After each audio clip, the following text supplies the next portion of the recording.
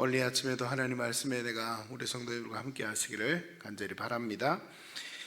이 로마서 8장에서 8장 1절에 11절 말씀은 이 복음의 영광스러운 절정이 기록된 말씀이다, 이렇게 말씀드릴 수가 있습니다. 1절에 4절 말씀은 대충 요약하면 이렇습니다. 정죄함이 없다, 하나님은 우리에게 이렇게 말씀하십니다. 그리고 5절부터 8절 말씀까지는 육신의 생각대 영의 생각에 대해서 말씀을 하고 있는 것을 보게 됩니다. 마지막 9절부터 11절까지 말씀은 성령께서 내주하시고 부활의 소망이 있다라고 하는 것을 우리 그리스도인들에게 말씀해 주고 있습니다. 이제 이 성경 말씀으로 구체적으로 들어가서 한번 보면 특별히 8장 1절에는 이렇게 시작합니다. 그러므로 이제 그리스도 예수 안에 있는 자에게는 결코 정죄함이 없다, 이렇게 강력한 복음의 선언을 하고 있는 것을 보게 됩니다.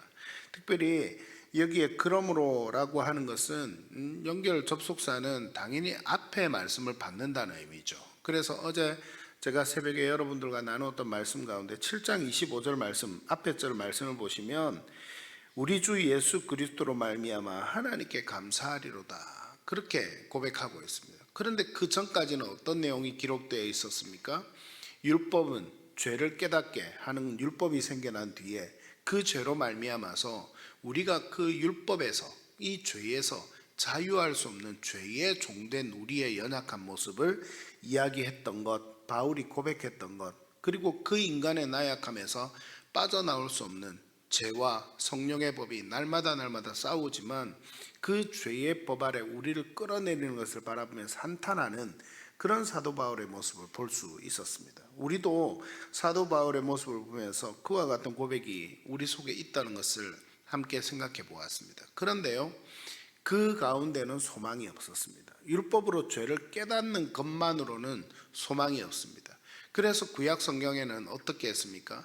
그 죄를 가지고는 하나님 앞에 나아가서 하나님과 만나는 시간을 가질 수 없으니 하나님께서 제도를 만들어 두셨죠. 그게 뭐였습니까? 제사였습니다. 피를 흘리는 짐승의 그 처참한 장면을 보고 내 죄가 저 짐승과 함께 죽는다는 것을 보고, 그리고 처참한 그 기억을 가지고 하나님 앞에 이 죄에 대한 경각심을 가지고 나아가서 내가 거룩하게 되었다는 그 피 흘림의 증표를 가져야만 하나님께서 내 죄를 사해 주시고 내 기도를 들어주시고, 이렇게 매번 하나님 앞에 나아가야 되었던 게 바로 유대인들의 모습, 그리스도인들의 모습이었다라고 할 수 있을 것입니다. 그러나 예수 그리스도 안에 있으면 이런 모든 것이 폐해졌습니다. 폐해진 것이 아니라 완전하게 그 율법을 더 완전하게 하나님의 은혜 가운데서, 비록 율법은 살아있지만 그 율법이 우리의 종된 것이 아니라, 우리가 이렇게 매번 제사를 드리면서 하나님 앞에 나아갈 것이 아니라 그 우리 죄를 대신해서 죽으신 예수 그리스도를 믿고 고백하고 하나님께서 내 죄를 용서하신 것을 믿으면, 그리고 그것을 고백하면 하나님께서 우리의 모든 죄를 용서하셨다는 것을 믿고 나아가는 것, 그래서 오늘 8장 1절의 선언이 우리에게 주어진 것입니다. 그러므로 예수 그리스도 안에 있으면 뭐가 없다고요?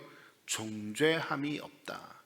율법은 있습니다. 그리고 율법의 은혜 가운데서 우리 죄를 깨닫고 바르게 살아가야 합니다. 그러나 우리가 더 이상 율법의 종이 아니고 우리는 누구와 함께 살아가는 하나님의 은혜의 존재입니까?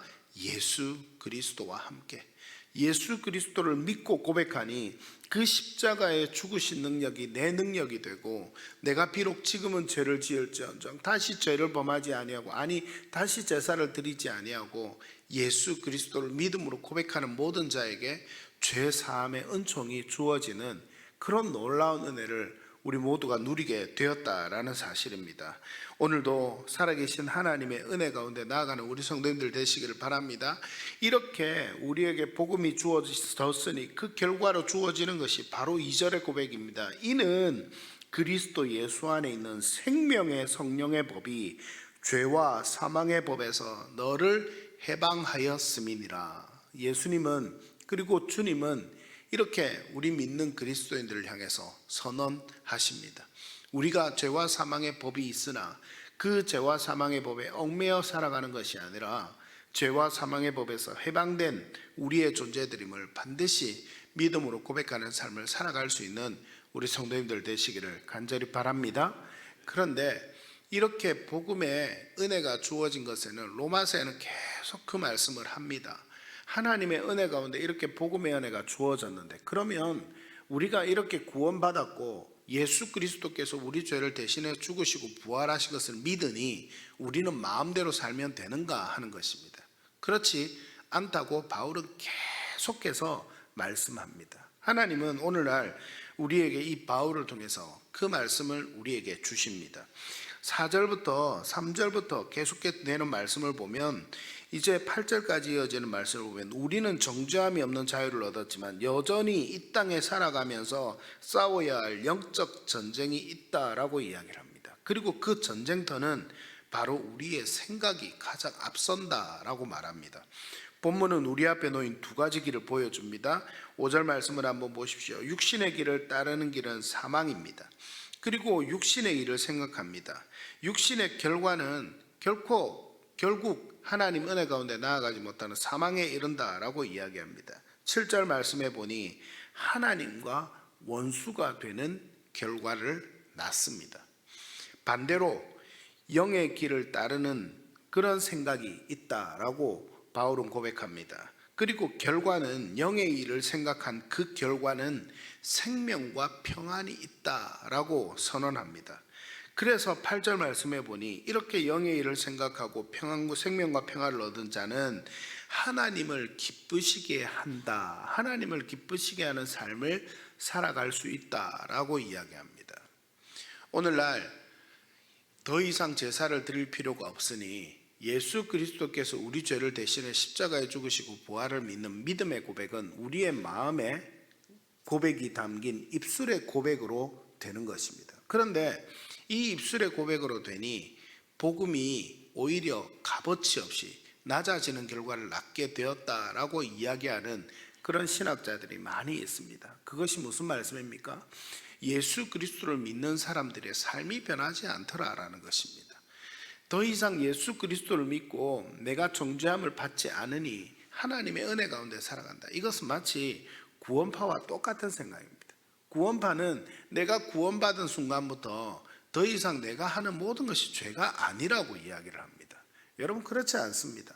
하나님의 은혜 가운데 살아가는 우리의 연약함은 여전히 놓여 있습니다. 그래서 바울도 지금 예수 그리스도를 믿고 예수님을 만나고 예수님을 전하는 사람이 되어서 믿고 살아가는 누구보다도 뜨거운 복음의 증거자가 되었지만, 그러나 바울도 자신 안에서 싸우고 있는 것을 고백하고 있었지 않습니까?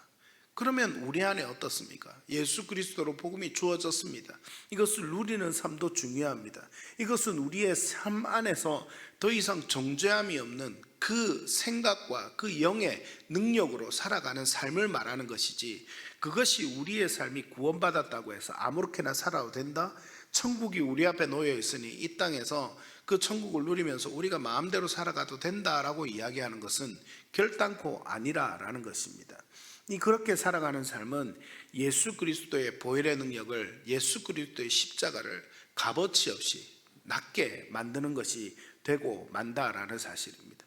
그래서 바울은 고백합니다. 그렇게 구원받은 복음으로 정죄함이 없는 그 삶 가운데 나아가는 삶이라도 육신의 길을 따르는 사망의 길을 따라가서 하나님과 원수되는 길에 서지 말고 하나님의 은혜 가운데 영을 따르는 길을 살고 생명과 평안이 우리에게 주어졌다면 그 삶으로 말미암아 하나님을 기쁘시게 하는 삶을 살아야 할 것이다 라고 바울은 선언하고 있는 것입니다.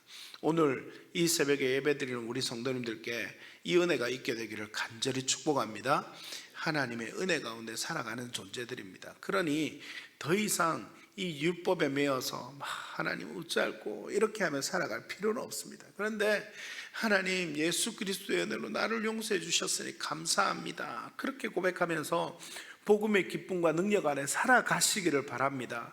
그러나 그것이 육신의 생각으로 살아가는 것이 아니라 오히려 더 성령의 능력에 붙들려 그리고 하나님의 은혜를 붙잡고 살아가는 삶이 되어야 함을 믿음으로 고백하시면서 그렇게 살아가시기를 바랍니다. 육신의 생각은 세상의 욕망, 이기심, 그리고 끊임없는 하나님을 거스리는 마음입니다. 영의 생각은 성령의 인도하심을 따라 하나님을 구하는 것입니다. 오늘 하루 우리의 생각을 어디에 두겠습니까? 생명과 평안의 길, 곧 영의 길을 선택하는 우리 성도님들이 되시기를 간절히 바랍니다. 그런 성도들에게 미래의 소망이 있습니다. 마지막 9절의 11절 말씀 보면 싸움은 여기서 끝나지 않습니다. 궁극적인 승리로 나아갑니다. 이렇게 은혜 가운데 살아가는 우리의 삶은 결국 하나님의 은혜 가운데 새로운 정체성을 갖게 됩니다. 만일 하나님의 영이 우리 속에 거하시면 우리는 더 이상 육신에 속한 자가 아니라 영에 속한 자입니다. 비록 우리의 몸은 죄로 인해 죽을 운명이나 우리 안에 계신 그리스도로 말미암아 영은 의로 살아 있게 됩니다. 그래서 궁극적인 승리를 갖습니다. 11절 말씀, 우리 마지막 말씀 읽었는데요, 이렇게 이야기합니다. 예수를 죽은 자 가운데 살리신 이의 영이 너희 안에 거하시면, 그리스도 예수를 죽은 자 가운데서 살리신 이가 너희 안에 거하시는 그의 영으로 말미암아 너희 죽을 몸도 살리시리라. 아멘. 이게 무슨 말씀입니까? 부활의 소망에 대한 말씀입니다. 우리가 죽고 난 뒤에 예수 그리스도께서 전에도 수요예배 때, 수요기도회 때 부활과 재림에 대해서, 그리고 우리가 함께 부활할 것에 대해서 성도님들과 말씀을 몇 주 전에 나누었습니다. 우리를 다시 살리시고 우리의 은혜 가운데 육신을 다시 살리셔서 예수님의 재림할 때 부활케 하실 하나님, 그 하나님의 은혜가 궁극적인 우리의 승리로 보장이 된다라는 사실입니다. 말씀을 맺습니다. 정죄함 없는 자유를 기뻐하십시오. 정죄함 없는 자유를 기뻐하십시오. 그리고 그 성령의 능력을 따라 생명과 평안을 누리고 부활의 능력과 소망으로 오늘 하루를 담대히 살아가고 담대히 선언하며 살아가는 그런 성도님들의 삶이 되시기를 축복합니다. 축복합니다.